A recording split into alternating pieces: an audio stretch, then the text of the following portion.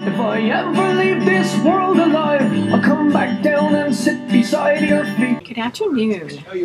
So I hope that you've pulled up the PowerPoint for Chapter 8 now. Let's take a look at the PowerPoints together, because I know all of you are not reading the chapters in our folders, so I'm going to encourage that this week and see if it makes a difference with some of our presentations next week. Chapter 8 talks about avoiding the Einstein syndrome. And most of you have selected an article to present, so if you're looking at one of the reasons the author talks about this is that we want to avoid the idea that there's an aha moment, there's one cause. Sometimes research can lead us to believe a single breakthrough that makes all the difference. And typically that's not the case. The chapter talks about connectivity. Typically there's one theory that builds on another. You will notice from the articles that you're reading that all of them will cite previous research. Many of them are replicating some of the same studies. I'm not sure which of you are doing the beer tasting, the Try It You'll Like It, but it actually is replicating a previous study. So most of science is going to expand existing science. It doesn't immediately replace old explanations, but it builds on what's been there before. So as we've talked about in class many times, we want to be aware and beware of that Great Leap theory.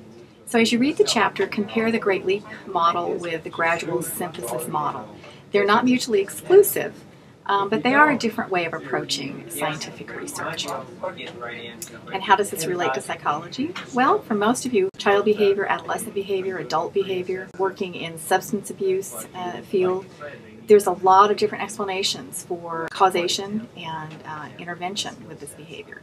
So if you're looking at scientific explanations, you want to be really critical about how a researcher approaches it. Look at who does the research, how it was put together, what the motivation is. I think the end of the chapter talks about counseling against despair. Sometimes it can seem like everything's relative. There's nothing you can count on. Articles can mean anything the author wants them to mean. That's not actually true. Some research is put together better than others. Do be aware of some of the concerns for methods and results. Always read the discussion and the conclusion chapters.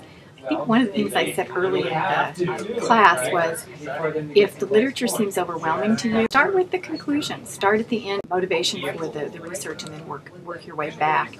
Always be able to name what the hypothesis is, what the researchers were starting with, and what variables they were manipulating. Remember, we start with our independent variable and our dependent variable.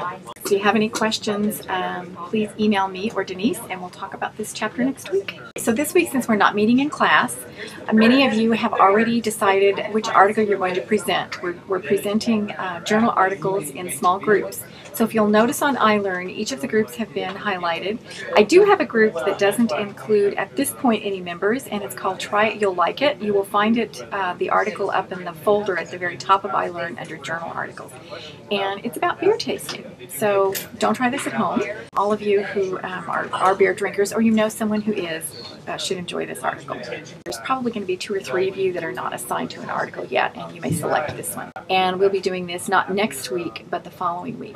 Next week, remember that we're going to be meeting at the youth program for Monterey County. Remember not to go to the juvenile hall. That's not where it is. It's in Salinas Circle Drive, and I've got the directions for you linked through a MapQuest, so you can click on that. And please be there as close to 3:45 if you can. We're trying to get there in plenty of time to have the tour and to talk to the treatment providers. There's some of the counselors there and the director, who's a wonderful man. It's a great program. I'm really anxious for you to meet some of the people that have been working in this field for many years. And they're anxious to see us and be able to get the tour done by 5 o'clock when they change their shift. So I will meet you there at 3:45, as close to it as you can get. I made my phone number available to you last week, so if there's a crisis at the last minute or you get lost, you can't find us, please call my cell, and we will start right at 3:45. Thank you.